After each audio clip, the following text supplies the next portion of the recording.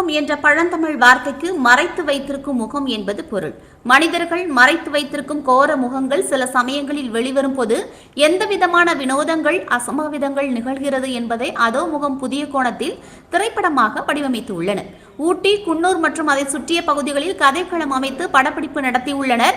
மலைகள், குளிர், மிஸ்ட் ஆகிய டெக்னாலஜியுடன் கூடிய சஸ்பென்ஸ் த்ரில்லாக படம் உருவாகியுள்ளது. ஹீரோ தனது மனைவி மொபைல் போனில் அவருக்கு தெரியாமல் ஒரு ஸ்பை அப்ளிகேஷனை இன்ஸ்டால் செய்ததால் அவனது வாழ்க்கை தலைகீழாக மாறுவதுதான் கதை. இதை சுற்றி பல திருப்பங்களுடன் கூடிய திரைக்கதையை வடிவமைத்து அதே முகம் படத்தை உருவாக்கியுள்ளனர். கதையின் நாயகனாக சித்தார்த், எஸ்பி, கதையின் நாயகி சைத்தன்யா ஆகியோர் அறிமுகமாகியிருக்கின்றனர். இவர்களுடன் அனந்த்நாக், சரித்திரன், நக்சலைட் கவி, வர்கீஸ், பிபின் ஆகியோர் முக்கிய கதாபாத்திரங்களில் நடித்திருக்கின்றனர்.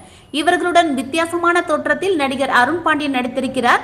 இத்திரைப்படத்தின் இயக்குனர் சுனில் தேவ், ஒளிப்பதிவு அருண் விஜயகுமார், எடிட்டர் விஷ்ணு விஜயன், பின்னணி இசை சரண் ராகவன், பாடல்கள் மணிகண்டன், முரளி என புதுமுக டெக்னீஷியன்கள் இணைந்து இந்த திரைப்படத்தை உருவாக்கியிருக்கின்றனர். இதுவரை பட விநியோக வியாபாரத்தில் இருந்து வந்த ரீல் பெட்டி நிறுவனம் தரிகோ பிலிம் நிறுவனத்துடன் இணைந்து இந்த திரைப்படத்தை தயாரித்திருக்கின்றனர்.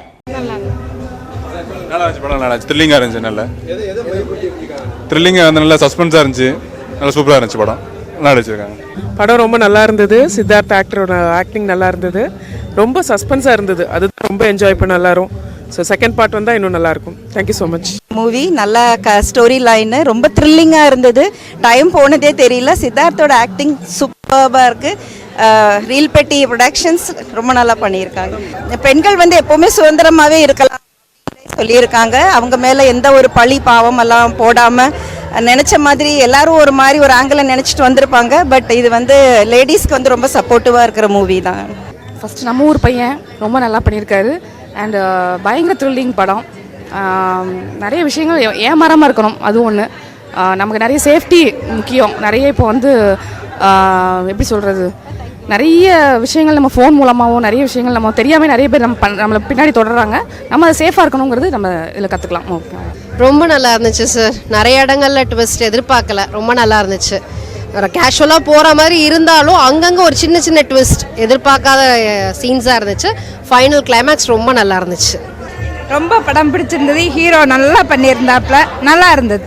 நல்லா இன்ட்ரெஸ்டிங்காக இருந்தது. ரொம்ப நல்லா இருந்தது. பிடிச்ச விஷயம் எல்லாமே ரொம்ப பிடிச்சிருக்கு. ரொம்ப நல்லா இருந்தது. நல்லா இருக்கு டிஃப்ரெண்ட்டாக இருக்குது. அதாவது எக்ஸ்பெக்ட் பண்ண முடியல, அடுத்தடுத்து என்ன வருங்கிறது தெரியல. பட் நல்லா இருந்துச்சு.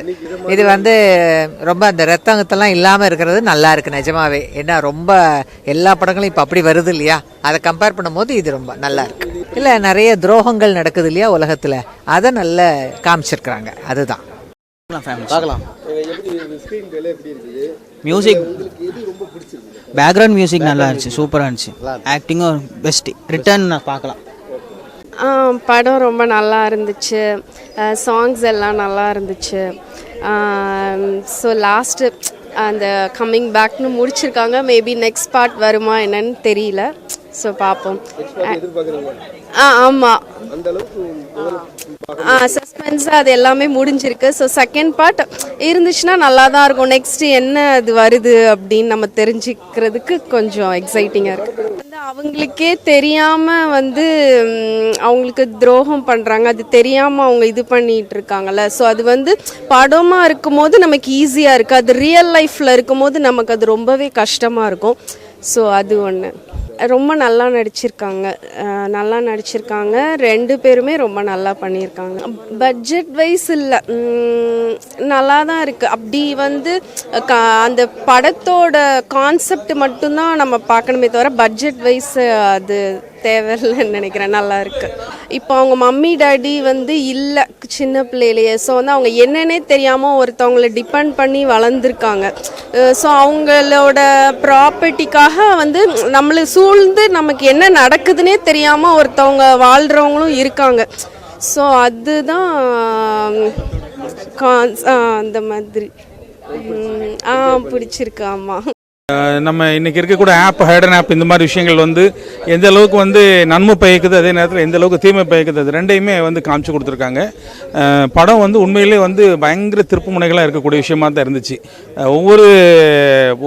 ஒவ்வொரு சீன்லையுமே பார்த்திங்கன்னா அந்த ட்விஸ்ட் அப்படின்றது வந்து ரொம்ப காலத்துக்கு பிறகு வந்து ராஜேஷ்குமாருடைய நாவல்கள் அந்த மாதிரி பார்க்குற மாதிரி தான் இருந்துச்சு.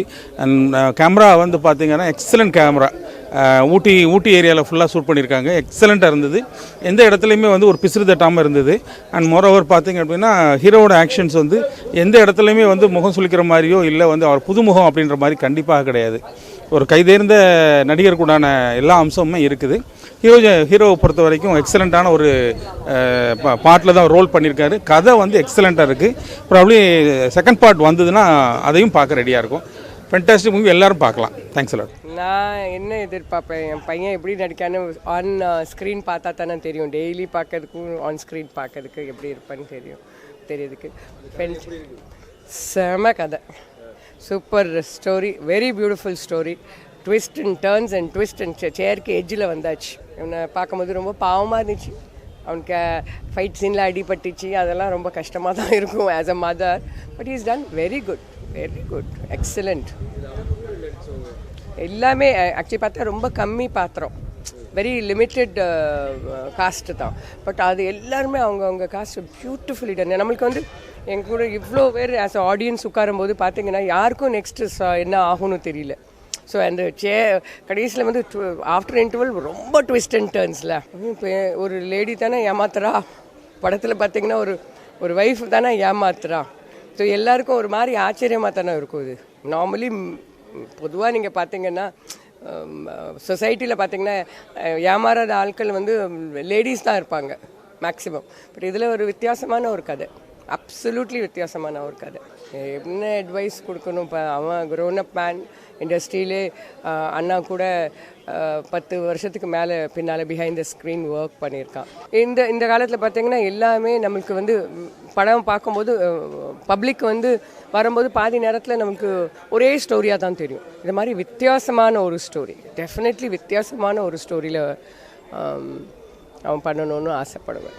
ஆமாம், ஹிஸ் ஆக்டிங் எபிலிட்டி நல்லா தெரிய மாதிரி இருக்கணும். ஒரு தனித்தனி கதாபாத்திரம் அது மாதிரி பண்ணது எனக்கு ரொம்ப இஷ்டப்படுவேன். எல்லாரும் குடும்ப ஆட்கள் எல்லாருமே, ஏழை பணக்காரங்க எல்லாரும் பார்க்கணும். ஏன்னா அந்த கதைகள் வந்து அப்படி பணக்காரங்களுக்கு ஏழைக்குள்ள ஒரு வித்தியாசமான கதைகளை கொண்டு வராங்க. அதனால் கதைகள் நல்லா இருக்குது, அற்புதமாக இருக்குது. படங்கள் எல்லாரும் வந்து பார்க்கணும். இது இளைஞர்களும் பார்க்கக்கூடிய படங்கள், நல்ல படம், சூப்பர் நல்லா இருக்குது படம். நல்ல சூப்பராக இருக்குது, என்டர்டெயின்மெண்ட்டாக இருக்குது, யதார்த்தமாக நடிச்சிருக்கான், சூப்பர். சஸ்பென்ஸ், த்ரில்லர் எல்லாமே இருக்குது, விறுவிறுன்னு இருக்குது. படம் வந்து ரொம்ப நாள் கழித்து தேட்டரில் உட்காந்து பார்க்குற மாதிரி இருக்குது, சூப்பராக இருக்குது.